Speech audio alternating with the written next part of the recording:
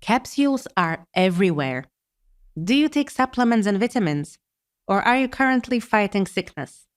Almost 1/5 of all medicine is available in a capsule form. And according to research, 44% of consumers prefer capsules. And this is more than understandable. They are easy to swallow, they mask the often unpleasant taste of medicines and supplements, and are gentle on the stomach. Capsules also offer unique features for drug delivery since they can be loaded with pellets, beads, or even smaller tablets and capsules. But have you thought about how capsules came to be? What is their story? When were they first discovered? And how have the global regulatory requirements for capsules evolved over the years? I can say that even though it has so much history, it really has a lot of potential, and there are still a lot of potential paths to further develop, grow, and use the capsule in novel applications. Even after many years, when I go into production, I'm really amazed to see how complex and how fascinating it is, this anti-capsule production process, and how many R&D insights are embedded within the production of this seemingly very simple and easy to produce dosage form. That was Ljiljana Palangetic, Associate Director of Hard Capsules R&D, and Bram Baert, Senior Director of Regulatory Affairs, both from Lonza. And I am Martina Hestericová, your host of A View On, a podcast brought to you by Lonza.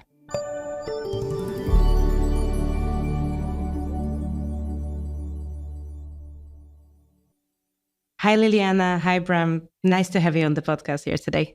Hello, Martina. Always nice to talk to you. Likewise. Hello, Martina. Pleased to be part of this podcast. Could you tell us when was the first capsule made and what was it used for? One would not expect this, but the use of small containers to administer substances is in fact a practice that was already described in ancient Egypt. Gelatin capsules as such were invented early in the 19th century. The first recorded patent for softshell capsules at the time was granted already in 1834, but the idea of the two-piece capsules was only introduced in the mid of the 19th century, with the first patent being granted in 1846. The capsules at that time were described as cylindrical in shape, like silkworm cocoons, composed of two compartments or cups, which fitted one inside another to form a box. Now, further development of this type of capsule was hindered by the technical difficulties in the manufacturing. And then it was only in the early 20th century that two-piece hard gelatin capsules became really commercially interesting. Initially, it was quite artisanal, quite manual work. And even with the first machines, you produce one piece and afterwards you produce a second piece. And in the 30s of the 20th century, the first machine that is able to produce the two pieces at the same time was introduced. And actually, that is a patent that was developed for a company called Park and Davis, which was actually the first patent for what is to become Capsugel and eventually Lonza. So soon we will be celebrating 100 years of setting the grounds for inventing the machine that is able to produce the two pieces at the same time and join them as the final step. And actually today, the base of the machines is still the same. Wait, seriously, still the same? Yeah. Oh, wow. Well, the very principle of making capsules is the same even from the first patent, so almost 200 years, where you have a solution of a polymer, and then you have a form that is dipped, then the polymer dry, and then you get the final piece. That principle has stayed the same, but indeed the technology around it, as Bram initially said, has evolved a lot in the past years. So you mentioned that it's always like a polymer solution that a form is dipped into. What materials were used hundreds of years ago for capsule manufacturing, and how does this compare to what is used now? If I remember correctly, the first one was actually a leather piece filled with mercury. Okay, I guess we are a bit further away from this then. Today we are a bit further than that. The next step was actually using shapes that were made of silver material. And today we are talking about stainless steel, of course.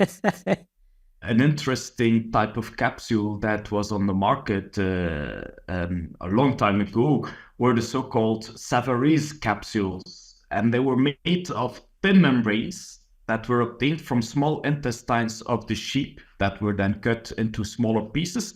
And they were placed over a capsule-shaped mold. And when these were dried, of course, the membranes were removed and filled.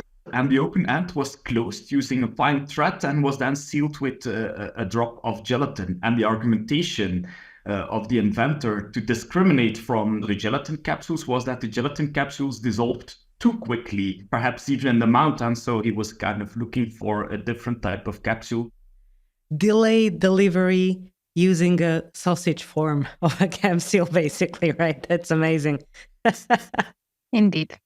When it comes to the role of the capsule in the first place, what was the purpose of encapsulation back then? Was it just to be able to deliver always the same dose of the medicine, or was the reason something else? At the time when the first capsules were being developed, the early 19th century, the typical drug products that were out there sometimes had a really bad taste. To my understanding, the reason to start developing these capsules was to mask the bad taste of certain drug products. I assume we still use the same reasoning for certain drugs, right? When it comes to taste masking, for instance, for children or even animals.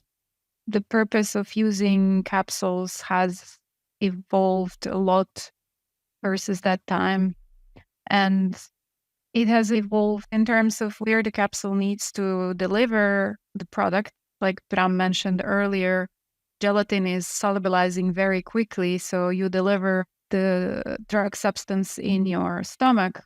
But then with the development of new drug products and new actives, it became apparent that you need also to deliver sometimes further in the intestine. And then you can also go further. You can color the capsules, like we discussed earlier, in different ways to distinguish the product in the market or to identify better your brand. Or sometimes it's just for patient compliance or the psychology of the patients. It became also a vehicle that doesn't have to necessarily be swallowed like the first gelatin capsules. We talk about dry powder inhalation applications. Then we also have capsules that are intended to be opened.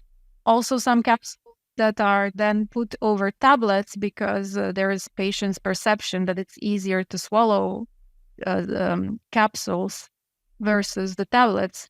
So it's really has expanded, let's say, and this all came in the past 30, maybe 40 years. Would you say that we are still at the beginning of the process of how the role of a capsule can evolve? I personally think so. We are seeing more and more of large molecules which are difficult to be put into tablets because of instability or other aspects. And capsule has a potential to fill that gap. And we are always exploring new ways to make capsules, to inspect capsules, make them more sustainable, or see what the patients are looking for. Are there any other instances when patients are inspiring processes when it comes to capsule development? What role do consumers in general play when it comes to capsule development and manufacturing? One of the important elements to consider when offering capsule products to patients or to consumers is in fact also lifestyle or religious considerations. For example, From a halal perspective, the use of porcine gelatin would not be acceptable. As such, you need to look for alternatives. Certain consumers prefer to avoid products of animal origin, and for that reason, you need to look also beyond gelatin capsules. So these are all considerations from a patient or a consumer perspective that also drive further evolution and development of capsules and the capsule manufacturing. How you choose the color for the capsules also is driven by the patients. There are studies to show that people link certain colors to certain feelings or expectations. If we are talking about the nutritional market, consumers are also conscious of what is on the labels. So we are also trying to address these concerns, even if sometimes they are not necessarily scientifically justified. We are listening to the final consumer. It's an interesting space to work in, I assume, as well, right? Because with capsule development, yes, we serve customers that are manufacturing products for patients, but at the same time, it's a unique environment where we also need to be mindful of the patient from the very beginning, since they have their own preferences. It's really interesting to hear your perspective on this. Bram, you mentioned vegan or vegetarian products. I assume it's a relatively new development in the field. The need for the non-animal alternatives is also the additional safety risks that come with the use of animal-derived products. In the end of the 80s, there was an outbreak of mad cow disease. In the 90s, certain people that died because of a contamination with this prion that caused the disease. And in the context of this safety risk, there was a tendency to look for alternatives for capsules that were non-animal based, because that way you avoid all of the risks and also regulatory-wise the additional complexity and information to be provided on these animal origin products. So for sure, this has been a main driver to switch to these non-animal based polymers. Other than that, I think indeed, as mentioned, it's lifestyle considerations. So there's a clear trend for people to look for non-animal products as part of their lifestyle. And that for sure also contributes to the popularity of these non-gelatin derived capsules. Now I would like to take a step back and focus on the role Lonza has when it comes to capsule manufacturing. So we have been active in this field since 2016 through the acquisition of Capsule, where a long history and capsule manufacturing legacy has been brought on board, right? What role has Lonza and Capsule played in advancing the regulatory guidance for capsules? Well, in terms of regulatory guidance, of course, we always try to be a trusted partner for the health authorities when it comes down to setting standards. And for example, when it comes to anti-capsule monographs, so these are really authority standards that describe the kind of quality requirements for certain APIs, drug products, or even capsules. So when it comes to these kind of monographs for anti-capsules, Lonza has been supportive in the creation of a Chinese pharmacopoeia monograph on anti-capsules, and currently we're also actively contributing to the establishment of an anti-capsule monograph in the United States pharmacopoeia. So as Lonza, we really try to leverage our expertise and offer it to the authorities so that they are able to really set standards that are not only safeguarding patients and consumers' safety, but that are also fit for the industry. From the R&D perspective, have we developed something, maybe a manufacturing technology that has been adapted more broadly? And so there were a lot of developments on the machine side, on the inspection, filling machines, sealing machines, the product itself, and also changing the design depending on the application. As the capsules were evolving as well, machinery around them, it also was changing how the capsule is. The principle of making the two pieces of capsules, the body and shell, on the same machine, on the same time scale, and joining them at the end, was a patent that was first developed by Arthur Colton on behalf of Park Davis & Co., which was eventually Capsugel, and then Lonza. All capsule manufacturers today have machines that produce body and cap at the same time and provide capsules in a pre-closed position. One of the first patents that came on the design of the capsule was also coming from legacy Capsugel, because at that time the machines that were used to fill the capsules became too fast for the design that existed. So they had to find a way to pre-lock the capsule, ensure that it stays in this position when it comes to the filling machines, that it's easy to open, and that once you close it, it stays closed. We have also capsules that are liquid filled. We have developed a technology that is able to create a bond between the body and the capsule without the additional layer of polymer. And I think one of the most recent ones, it's a very important game changer, is the End Protect, which is an enteric capsule. For anyone who would like to learn more about this type of capsules for targeted delivery in the small intestine, you can listen to our recent episode featuring Vincent Janin. We will link the episode in the podcast description. Now, from the perspective of a CDMO, right, manufacturing for drug developers, what drives innovation in capsule manufacturing today? Is it the demand from our customers, or is it the mere need and motivation to improve the processes and the product? We want to deliver products of highest quality. We want to become more sustainable versus what we are today. Bram, what do you think? From your perspective, is the innovation also driven by expectations of regulatory bodies?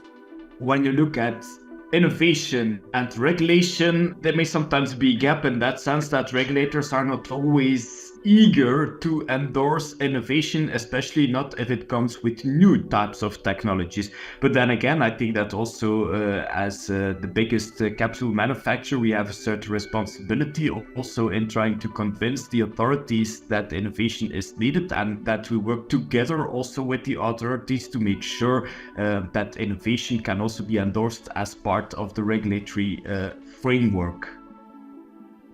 Could you maybe give us an example, Bram? You mentioned that sometimes we need to not only work alongside reg bodies, but also convince them that innovation is important in certain spaces. Are there any examples that we might be familiar with, or is there anything you want to mention in this area? Yeah, for example, we have a very recent evolution in Europe where titanium dioxide is in fact no longer approved for use. Also from the pharmaceutical perspective, there is kind of a pressure from the authorities for the drug product manufacturers to replace titanium dioxide by alternatives.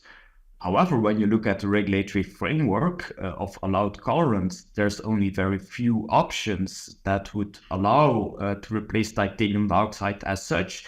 And from the technical perspective, none of these alternatives come with equivalent performance compared to titanium dioxide. So it means that the regulations really restrict the search for other alternatives that may be more suitable. This is kind of a continuous ongoing discussion between food industry, pharmaceutical industry, and the regulators, where it's really clear that also the regulators should allow innovation as part of the regulatory framework.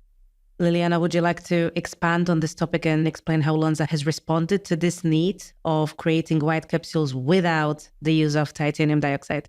Yeah, the titanium dioxide has been used for a very long time, either to give the white color or to hide the content. So to create a color that is opaque and able to really hide what is inside of the capsule.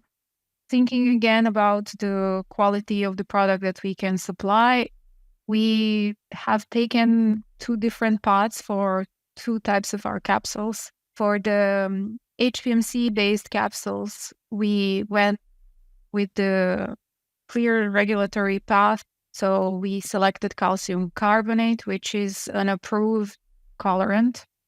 But with that, we could only put limited amount of calcium carbonate, which doesn't give really a copy of the white color that we have with titanium dioxide. Still, some of our customers understand the limitations and find the capsule suitable for their applications. For the other capsule, which would be our gelatin capsules, we took a different approach. We tried to meet the technical aspects, meeting regulatory halfway. We selected additives that are approved but not listed as colorants in Europe. And we managed to obtain a capsule that it's really difficult to distinguish versus the white gelatin capsules colored with titanium dioxide.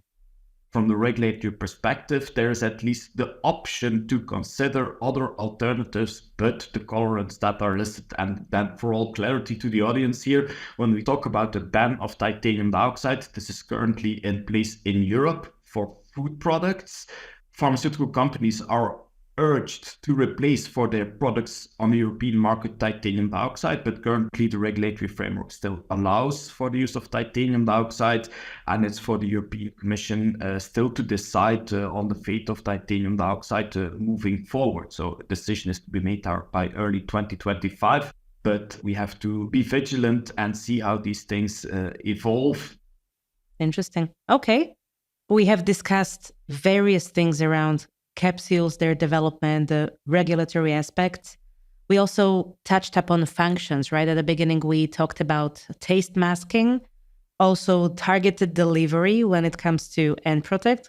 Are there any other functions that capsules serve today?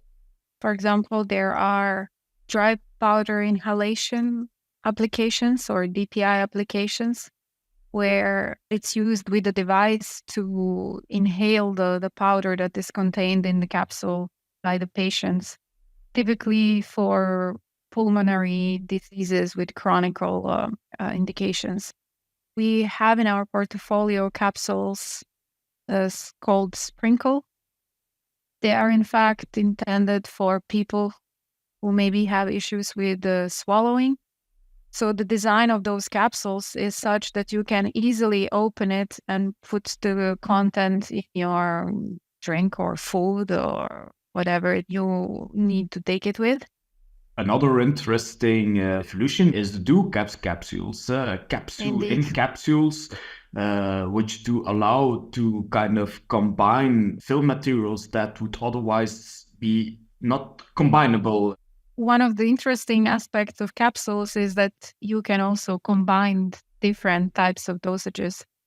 You can fill tablets in the capsule. You can combine the tablet with pellets. You can fill liquid with beads and so on. And among others, you can also put capsule in a capsule, which then allows either delivering multiple dosages as one, so you avoid having 3 different types of pills or capsules that you need to take, or it can also provide a different type of releases of the same type of active ingredient. And there are also cases where actually you need them to be released sequentially, and this is also a possibility. One thing that we also forgot is the products that are intended for the clinical phases. We have the double blinding capsule, which also has a very specific design to ensure that the study is done without bias, so patients don't see what they are taking. There is also the PC cap, which is the smallest capsule in the market, size 9, which is used for studies on rats. So there are different things that capsules can be used for. Oh gosh, I have to ask. So if you give a pill to a rat, do you offer water alongside it, or how does that work? I'm not sure. Actually, I never thought about it. I would have to ask my colleagues that are more on the pharmaceutical side. But something I will Google today, I guess. Okay. But they are very, very small capsules. When I first time saw them, I was wondering, how do you fill this capsule? But there is even a kit dedicated for that.